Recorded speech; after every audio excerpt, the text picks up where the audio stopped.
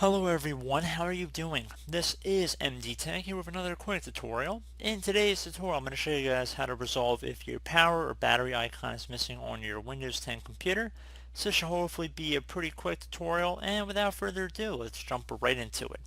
So we're going to start this tutorial off by opening up the start menu. Just left click on the start button one time. Type in taskbar icons. So again, taskbar icons. Best match should come back with select which icons appear on the taskbar. Left click on that one time. So you want to make sure your power option, which should be in here if you're using a laptop or tablet, you want to toggle it to the on position. So just left click inside the oval one time to turn it on. And then I would suggest restarting your computer, and hopefully that has resolved your issue.